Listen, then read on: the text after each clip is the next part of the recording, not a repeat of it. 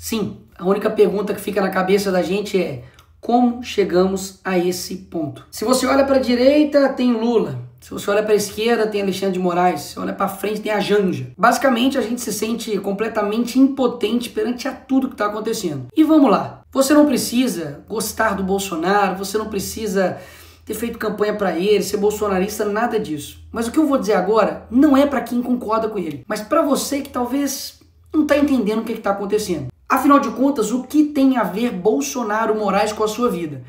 Eu vou te explicar. Basicamente, nós temos hoje um cenário em que um ex-condenado é presidente da República e um ex-presidente da República pode se tornar um condenado. E mesmo que você tenha suas divergências com o Bolsonaro, vai aqui alguns pontos para você pensar. Não precisa concordar não, mas pensa aí. Ele nesse momento está proibido de falar com embaixadores, proibido de usar rede social, sofreu busca e apreensão na sua casa, encontraram aí incríveis $14 mil, usando tornozeleira eletrônica e é obrigado a ficar em casa do 19 às 7 horas da manhã.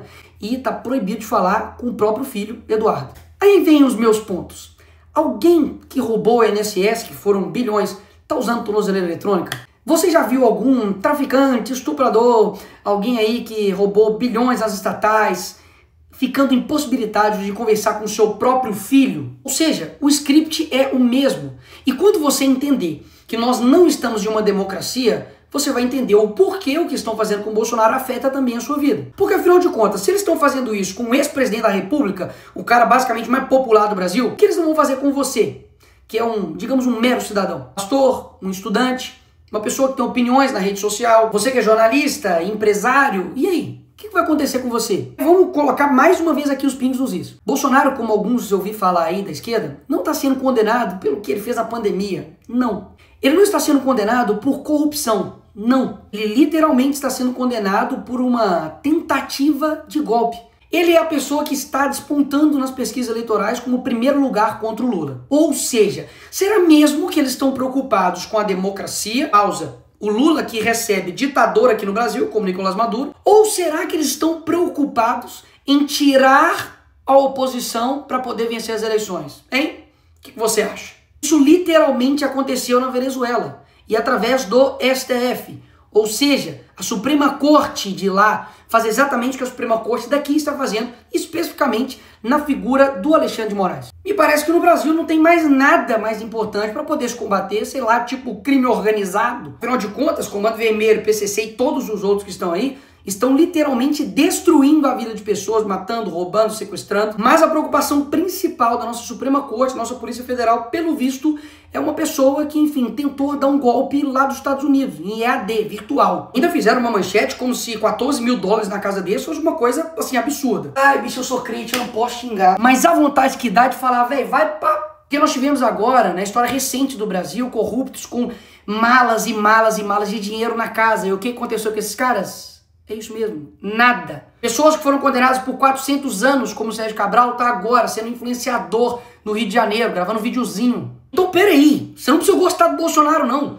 Mas, pô, falar comigo que o que tá sendo aí possível de condenação dele, 43 anos de cadeia, é algo razoável? Fazer isso daqui com uma pessoa só porque aí tem vários indícios, possibilidades de golpe, que, convenhamos aqui, teve uma arma apreendida. As pessoas que estavam lá, sei lá, a faixa etária era de 50 a mais. É óbvio que é errado, já deixei claro várias vezes aqui, errado quebrar, errado depedrar, e as pessoas têm que pagar por isso. Agora, meter 17 anos em um cara que pegou lá a bola do Neymar autografada, 17 anos, galera. Você pode achar que isso é mentira, mas não, pesquisa aí, duvida do Nicolas. A Débora, que com um batom escreveu perdeu o mané. Então essas mesmas pessoas que estão usando a palavra democracia para poder aplicar penas desproporcionais a cidadãos comuns, que nunca cometeram um crime antes na vida deles, vão até a casa do Bolsonaro e quer pintar nele um crime de golpe de Estado. Sabe o que é golpe?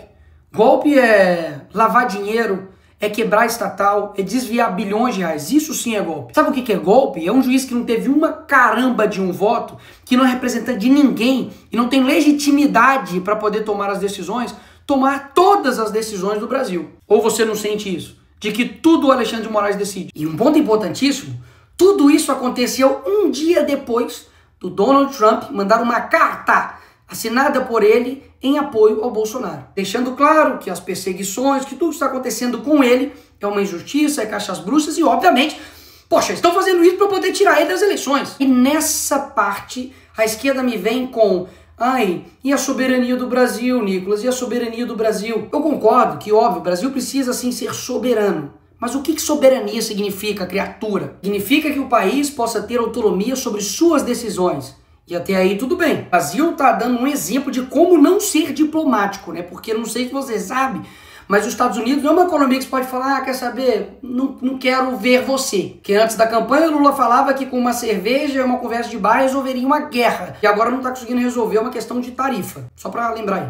Agora, as decisões que os Estados Unidos está tomando nesse momento, ou futuramente possa tomar, como a lei Magnitsky, então até mesmo a taxação que o Trump fez, que no meu vídeo mesmo anterior eu disse que não há o que comemorar, afinal de contas a gente sabe que isso pode sim impactar e muito a nossa economia aqui no nosso país, nada mais está tomando uma decisão de como o seu próprio país irá tratar as questões das importações. Então a narrativa de que isso estaria ferindo a soberania nacional, isso é mais uma narrativa do PT da esquerda. PT esquerda que durante a sua vida inteira mentiu pra você. É o mesmo cara que te prometeu picanha e não entregou nada. Então assim, acreditar em todas as narrativas que a esquerda traz pra você, aí o problema nem é mais a esquerda, meu filho. É o problema você que acredita nela. Agora, mais uma vez, cá entre nós, vamos recapitular um pouquinho só a história. Lula acabou de pedir pra Cristina Kirchner, que foi condenada por corrupção, a soltura dela. Ele foi lá na Argentina pedir para soltar ela. A Gleisi Hoffmann, que é deputada do PT, não sei se você sabe, mas já foi até a TV árabe para poder pedir para o Lula ser solto.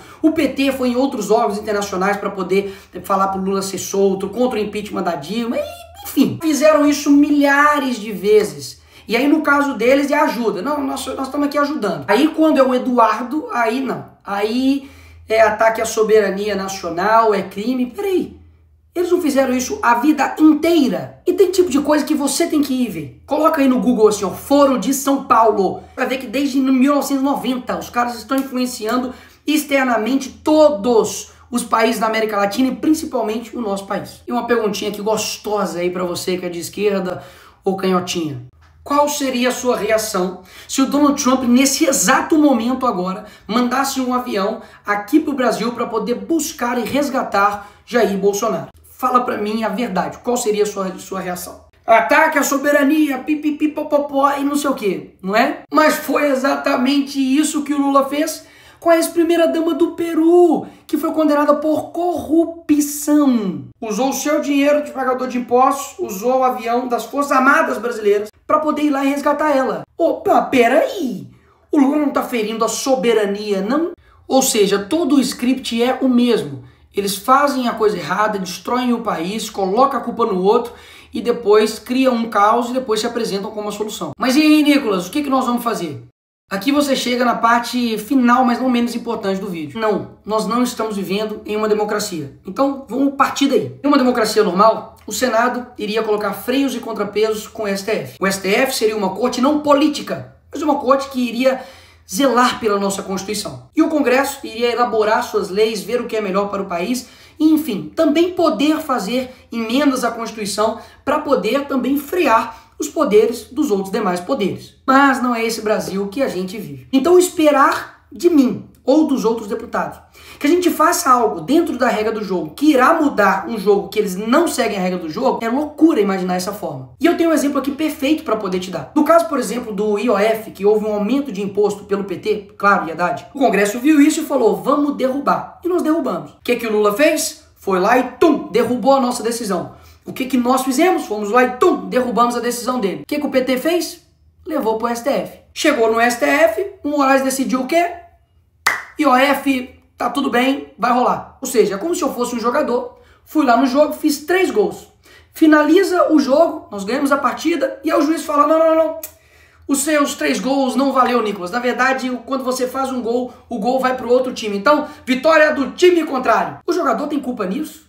Ele tem culpa de que um juiz está extrapolando por completo a sua competência? Não é falta de competência, de vontade, nem de garra, nem de luta de nenhum dos jogadores. Basicamente porque nós temos um juiz que tem superpoderes. Rui Barbosa poderia ressuscitar e defender que seja Bolsonaro ou a direita ou o Congresso ou o Parlamento, que não resolveria. Então é isso, Nicolas. Nós temos uma ditadura e lascou. Não. Mas tem uma coisa valiosa que eu aprendi com o Olavo, que é o seguinte: quando a sua ânsia de agir é maior do que a sua ânsia de entender, a sua ação sempre vai ser incompreensível. Toda tirania, ela vai dobrando a aposta. E eu confesso que eu estou extremamente preocupado com o nosso país. Basicamente, ou vai surgir um novo Brasil, ou a gente vai virar de fato Coreia do Norte. O que nós podemos fazer para poder mudar essa situação? O primeiro passo de fato é você entender. Entender de que existe uma pessoa, basicamente, que chama-se Alexandre de Moraes, que está desbalanceando a nossa democracia. Então, Nicolas, o que você sugere? Eu confesso que muitas das vezes eu não sei, mas uma coisa eu sei, que desistir, parar de lutar, parar de falar, parar de gravar vídeo, parar de comunicar com vocês,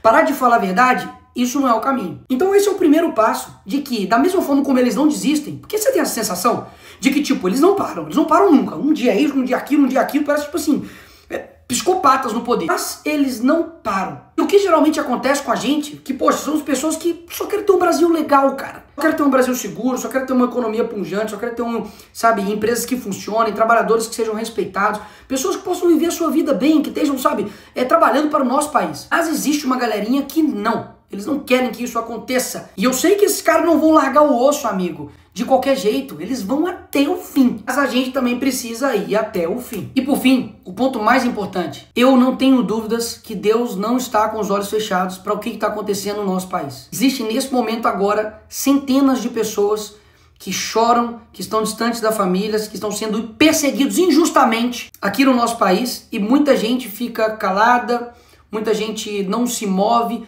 usa isso como um jogo político para poder, enfim, lutar pelos seus interesses. Mas eu não tenho dúvidas que podem ter juízes com muito poder, mas eles não têm todo o poder. Então eu te chamo agora não somente para poder tomar ação naquilo que de fato seja necessário. Seja, por exemplo, ir para a rua, seja, por exemplo, compartilhar um vídeo, seja, por exemplo, fazer a política no seu dia a dia, alcançar pessoas que nós não alcançamos, mas principalmente para que você tome uma decisão individual de você de fato se tornar uma pessoa mais próxima de Deus, para você ter um caráter mais parecido com Jesus e dessa forma você mudar o seu país. Porque tudo que eles mais odeiam é um país que se aproxima de Deus, de verdade, não somente de fala, mas de verdade. E muitas das vezes, quando a gente vê tudo isso acontecendo, a última coisa que a gente faz é orar. A gente reclama, xinga, enfim, faz vídeo, faz um monte de coisa, mas a última coisa que a gente faz é apresentar isso para quem realmente está no comando de tudo. E eu quero lembrar vocês de que os hebreus ficaram 400 anos escravizados no Egito. Deus levanta Moisés, ele enfrenta Faraó, vem praga, o povo sofre, depois ele abre o Mar Vermelho e finalmente Faraó é derrotado e o povo é liberto. O que eu quero dizer com isso é que existem coisas que a gente não tem condição de saber o que vai acontecer. Coisas que de fato são improváveis e que não estão no nosso controle. Mas o nosso dever é fazer o certo sem esperar que dá certo. Para melhorar, vai ter que piorar muito ainda. Mas eu quero muito saber como é a gente vencer esse pessoal. Você não tá com essa vontade também, não? Mas isso não depende de uma pessoa, de uma instituição, de um grupo somente, mas depende de todo mundo. Quando eu falo de todo mundo, é você que, enfim, tá aí, talvez vendo esse vídeo deitado na cama, ou tá vendo no ônibus, tá vendo no avião, enfim, não te conheço. Mas você é importante pra caramba nesse processo. Porque caso contrário, a gente realmente não vai conseguir. Porque pode ter certeza que um país que não sonha, ele não consegue atingir nada. Uma pessoa que para de sonhar, esquece, ela tá morta. Ter certeza que tem muita gente nesse país que tá com o coração verde e amarelo, louco para poder mudar as coisas. E essa hora vai chegar. Essa hora vai chegar. O sonho de um novo Brasil ainda tá vivo em mim. E eu não tenho dúvidas também que tá vivo em você. E pode ter certeza. O que tiver ao meu alcance a gente vai estar fazendo. A minha voz é a sua. Enfim, não desiste daí que eu não também desisto daqui.